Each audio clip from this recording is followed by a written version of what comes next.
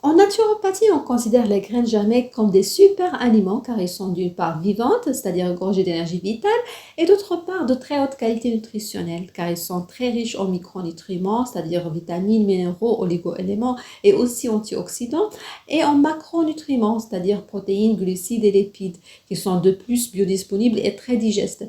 En d'autres termes, ce sont des petites bombes nutritionnelles, on va dire. Voilà. Alors, parmi les questions fréquentes posées à ce sujet, quelles sont les vertus des graines germées sur notre santé? Quelle est leur valeur nutritionnelle? Pour qui ils sont recommandés? Quelles graines peuvent être consommées sous leur forme germée? Est-ce qu'il y a des graines qui sont incomestibles? Mais avant de répondre à toutes ces questions, on va essayer un peu d'expliquer c'est quoi une graine germée pour les méconnaisseurs du domaine.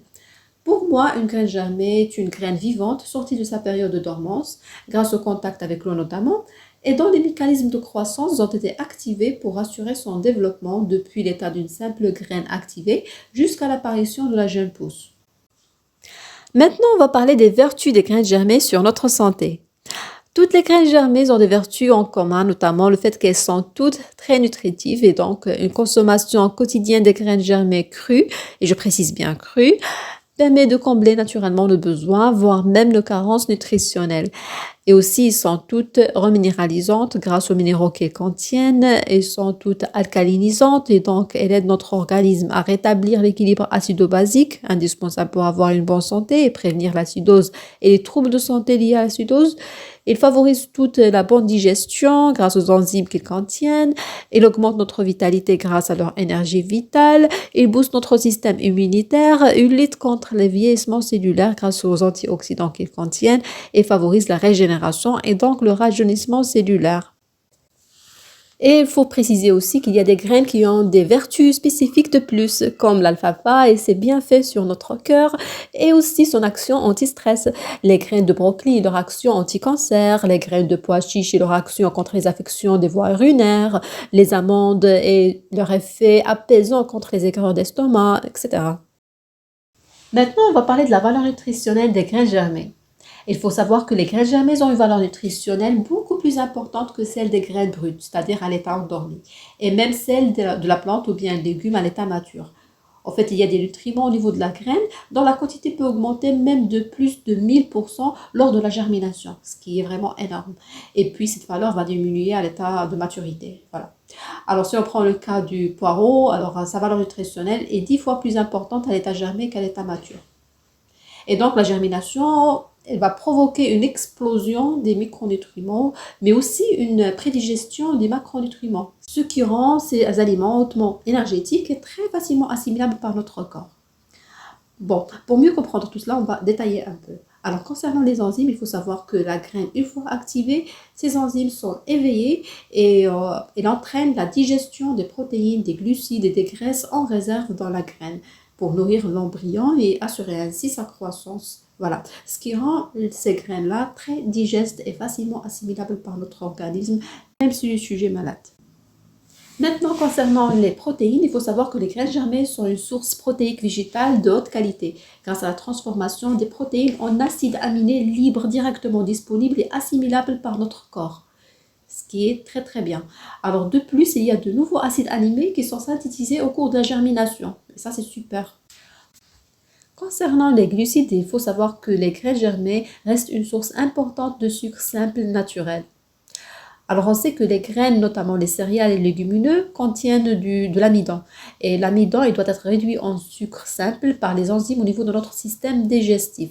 Et ça, c'est une opération énergivore qui demande beaucoup d'énergie et d'efforts. Alors que celui contenu dans les graines germées, il est déjà prédigéré grâce aux enzymes qu'ils contiennent. Et donc, il est tout prêt à être assimilé par notre organisme sans aucun effort.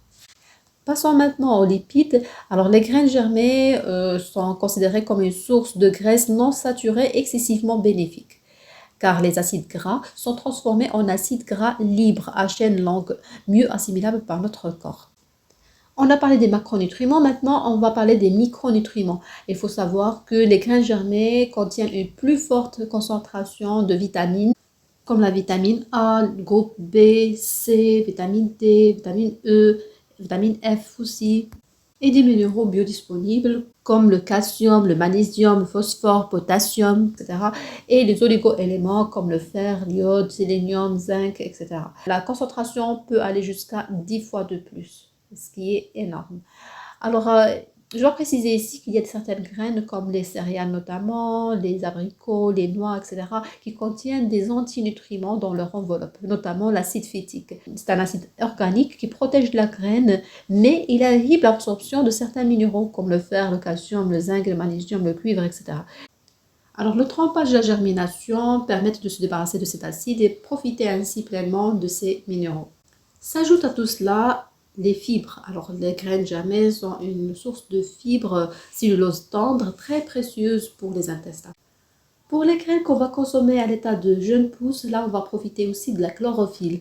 Car quand la tige sort de la graine vers la lumière, elle va commencer à fabriquer de la chlorophylle grâce au processus de photosynthèse. C'est une opération alchimique par laquelle l'énergie solaire est transformée en matière végétale, c'est-à-dire des molécules organiques pleines d'énergie vitale, indispensables à notre métabolisme. Maintenant, on va voir qui peut et qui doit consommer les graines germées. Alors, tout le monde peut les consommer, ils sont très très bien pour notre santé et ils sont plus particulièrement recommandés pour les sujets ayant des carences nutritionnelles pour les combler, les sportifs car ils ont besoin d'un apport nutritionnel plus important, les personnes qui suivent des régimes de perte de poids pour éviter les carences, les sujets ayant des problèmes digestifs car comme on a vu ils sont très digestes, les sujets ayant des problèmes d'appétit aussi pour éviter les carences, les sujets ayant des terrains acides pro-inflammatoires pour rétablir l'équilibre acido-basique, durant les périodes de fatigue passagère ou même dans le cas de fatigue chronique car comme on a vu ils sont gorgés d'énergie vitale. Ils sont très bénéfiques aussi en cas de stress chronique. Ils sont très bénéfiques aussi pour les femmes enceintes et allaitantes. Et aussi, ils sont très recommandés durant la cure de revitalisation, avant, durant ou après une cure de détoxification, notamment les périodes de jeûne. Et aussi très recommandés pour les personnes malades car ils ont besoin d'une bonne nutrition et d'une bonne énergie tout en préservant leur énergie de base pour combattre leur maladie. Maintenant, on va voir quelles graines peuvent être consommées sous leur forme germée. Alors, il y en a vraiment beaucoup. On va citer juste quelques-unes à titre d'exemple. Comme céréales, on a les graines d'avoine, de blé, d'épeautre, de maïs, d'orge, de riz, de seigle aussi. Comme pseudo-céréales, on a l'amarante, le quinoa, le sarrasin, la chia, etc. Comme légumineuses, on a l'alfalfa, les lentilles, les petits pois, les abricots, les pois chiches, les fèves aussi. Comme oléagineuses, on a les graines de sésame, de tournesol, de lin, de courge. Aussi, on a les noisettes, les amandes, les pignons, les noix aussi. Aussi, on a de nombreuses familles de légumes comme les carottes, les choux, brocolis, fenouil, poireaux, radis, les navettes, les betteraves, les cressons, les spoulettes, les oignons, les épinards aussi. Et aussi de nombreuses familles de plantes comme moutarde, fenouil, roquette, basilic, persil, cumin, carvi, etc. Les graines à exclure de cette grande majorité sont les graines des végétaux qui comportent une partie toxique, comme les graines de solanacées, comme les tomates, les aubergines, les poivrons, la rhubarbe aussi, le soja jaune. Et donc, ils ne peuvent pas être consommés sous leur forme germée.